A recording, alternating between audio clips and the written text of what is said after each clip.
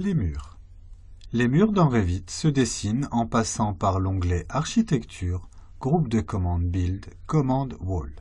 Nous avons la possibilité de dessiner un mur architectural, un mur structurel ou un mur par face. Nous allons cliquer sur Wall architectural. En cliquant sur Wall architectural, dans les propriétés, nous avons la possibilité de choisir le type de mur parmi des types qui sont ici proposés. Allons sur Générique 250. Puis, nous avons la possibilité de paramétrer le niveau sur lequel on veut arriver. Ainsi, la hauteur de notre mur sera contrainte. Cliquons sur Level 2 et Level 2 ici est paramétré à 4 mètres. La ligne de référence que l'on peut choisir parmi toutes ces options. Wall Centerline, à l'axe du mur, ou Finish Face extérieur, Finish Face intérieur, nous allons cliquer sur Finish Face extérieur. Possibilité de demander à chaîner les murs ou non. Possibilité d'exécuter un décalage de notre mur et de demander un raccord en mode rayon et de paramétrer le rayon de ce raccord.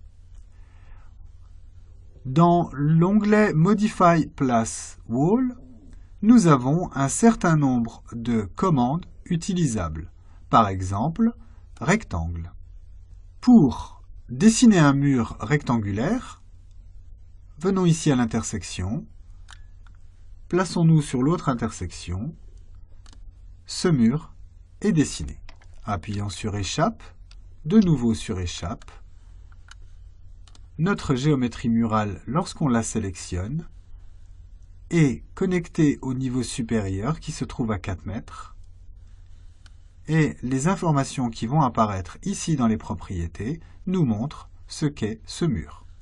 Nous avons la possibilité de contraindre le mur au niveau de la base et au niveau de sa hauteur. Au niveau de sa base, ici, ce mur est posé sur le level 1. Nous avons possibilité d'effectuer un décalage par rapport à cette base. Nous allons recliquer sur Mur, puis cette fois-ci, choisir Line et cliquer sur Chain. Lorsque l'on approche d'une géométrie, les outils d'aide au dessin apparaissent. Ici, le milieu. Puis, nous avons la possibilité d'obtenir une distance qui est visible et un angle. Si je veux un mur de 10 mètres, je vais saisir 10, puis valider Entrée. Ce mur fait 10 mètres. Si je veux maintenant un mur de 5 mètres, j'appuie sur Entrée et mon mur fait 5 mètres. Je vais appuyer sur Échappe, donc quitter la sélection courante. Et si je rappuie encore une fois sur Échappe, je vais quitter la conception murale. Je vais, au lieu d'appuyer sur Échappe pour quitter, cliquer sur Radius et venir m'accrocher ici. Maintenant, en partant à 90 degrés vers la partie supérieure sur 3 mètres, j'ai un rayon qui a été exécuté d'une valeur de 1 mètre.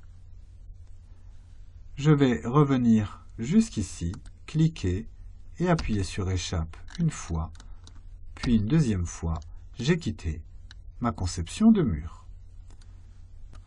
En effectuant un clic gauche maintenu de gauche vers droite, je crée une géométrie rectangulaire qui sélectionne tous les éléments qui sont entièrement à l'intérieur.